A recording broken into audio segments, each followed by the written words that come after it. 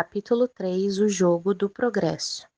Transportai um punhado de terra todos os dias e fareis uma montanha. Autor desconhecido. Ao longo de toda a minha carreira como atleta, como treinador e como mentor, meu posicionamento tem sido exatamente este. Eu acredito no poder das pequenas decisões, das pequenas ações e não das grandes. Trabalhe de maneira fracionada os hábitos que deseja alcançar. O básico bem feito, lembra?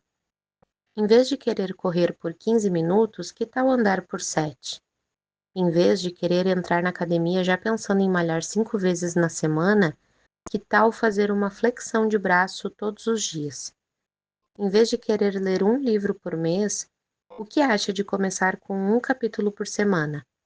Em vez de querer ter muito dinheiro para aplicar numa corretora, uma boa ideia pode ser investir minutos de seu tempo estudando algum comportamento crítico que não deixa guardar dinheiro e então mudar isso. Em vez de decretar eu quero isso, reflita se está dando um passo na direção desejada, um passo pequeno por vez e de maneira frequente, e não um passo enorme que irá cansar você por exigir muito esforço e energia num curto espaço de tempo. Em vez de querer várias coisas por dia, coloque seu esforço em apenas uma delas. Faça esse teste e você conseguirá bater 30 metas no mês. Consiga um cliente por dia, faça uma flexão de braço por dia, escreva uma página por dia, emagreça 50 gramas por dia, escute sua equipe 2 minutos todos os dias, fique com seu filho 7 minutos por dia, fique 5 minutos a menos no Instagram, aumente 6 minutos sua atenção no trabalho. Mini, micro e nano hábitos. Número 1. Mini hábitos. São ações simples e pequenas que exigem um mínimo de esforço para serem realizadas, mas são suficientemente eficazes para gerar progresso contínuo em direção a um objetivo maior. Um mini hábito é uma versão simplificada de um comportamento desejado, feito de forma tão pequena que não existe a possibilidade de fracasso. Por exemplo, em vez de se comprometer a escrever um livro inteiro, um mini hábito seria escrever uma frase todos os dias. Número 2. Micro hábitos. Ainda menores do que os mini hábitos, mas poderosos para criar consistência e transformações ao longo do tempo. Um micro hábito é uma ação quase imperceptível, extremamente simples, que pode ser facilmente encaixada em qualquer rotina, sem exigir esforço significativo. O objetivo de um microhábito é criar um ponto de partida simples que seja impossível de falhar para que se torne parte da sua rotina diária. Por exemplo, escovar os dentes por 10 segundos a mais cada vez que você escovar os dentes. Número 3. Nanohábitos. Os hábitos mais simples e microscópicos que podem ser implementados. São ações tão pequenas e diretas que podem ser realizadas em poucos segundos e sem nenhum esforço. A ideia é começar com uma ação tão pequena que seja impossível de não realizar, criando uma base sólida para o desenvolvimento de hábitos maiores e mais complexos com o tempo. Dar um gole de água assim que acorda ou respirar profundamente por 3 segundos antes de começar qualquer tarefa pode ser considerado um nano hábito. Uma meta por dia, pequena, tangível, possível, que não dependa de ninguém a não ser você, é a somatória de mini hábitos, nano hábitos e micro hábitos. Isso fará toda a diferença. Não se trata de uma corrida de 100 metros, mas sim de uma maratona que tem 42 quilômetros completada passo a passo. As pessoas que você mais admira praticam esse jogo. É o que chamo de jogo do progresso. Albert Einstein dizia que ele não era tão inteligente assim, apenas ficava mais tempo debruçado sobre a pergunta.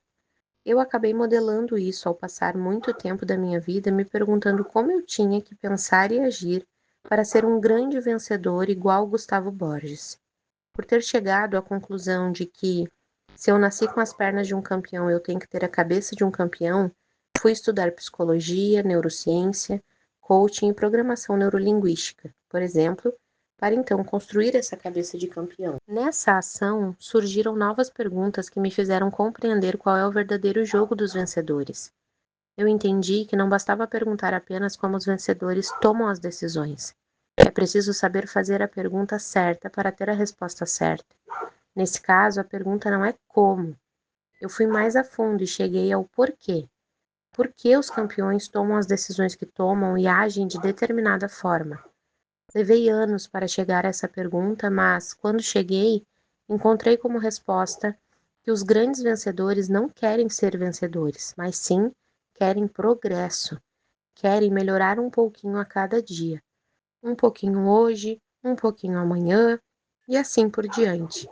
Esse é o jogo do progresso. As pessoas me perguntam em treinamentos e em mentorias: Joel, como ser o melhor vendedor? Como empreender melhor? Como ser o melhor palestrante do mundo? Quando eu pergunto o que eles querem, um responde que deseja que a agência de publicidade dele seja a maior do Brasil em 5 anos. Detalhe, ele ainda não tem agência nenhuma. Outro quer lançar um produto online, lucrar bastante para comprar uma casa em 3 anos. Detalhe, ele não tem experiência prévia com e-commerce. Isso me faz pensar nas pessoas que se consagram como as melhores naquilo que escolheram fazer, tanto na área esportiva quanto na empresarial. Elas sabem o que querem, criam um plano e tomam iniciativa realizando esse plano. Por exemplo, eu vim de um lugar que me permitiu a convivência com o Neymar, que é um dos melhores jogadores de futebol do mundo. O César Cielo, um dos melhores nadadores do mundo e recordista mundial, e o Thiago Braz, o melhor atleta do mundo na modalidade salto com vara.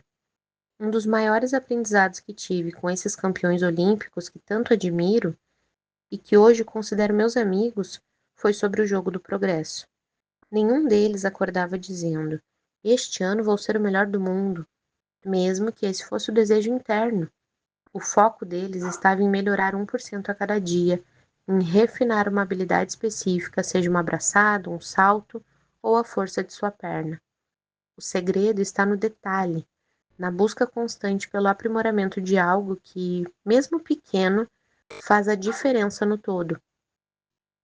Os campeões não se perdem em metas vagas ou em objetivos amplos. Ao invés disso, se concentram no presente, no agora.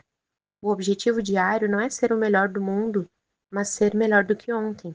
E isso é um jogo diário.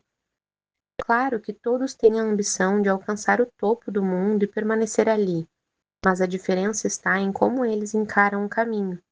Eles sabem que, para se manter no topo, o trabalho consiste em afiar as competências, desenvolver capacidades e avançar com consistência.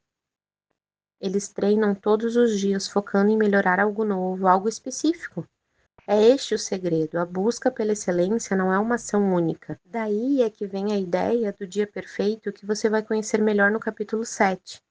O dia perfeito não é um momento ideal ou uma fórmula mágica que fará tudo acontecer instantaneamente. Ele é, na verdade, o resultado de uma sequência de pequenas decisões diárias que, somadas ao longo do tempo, criam uma vida alinhada com o que realmente importa. Não é esperar pela motivação ou por uma grande virada. É agir todos os dias de forma consistente, focada e intencional. Ao adotar essa mentalidade e aplicar as rotinas certas, o que antes parecia distante começa a se tornar inevitável.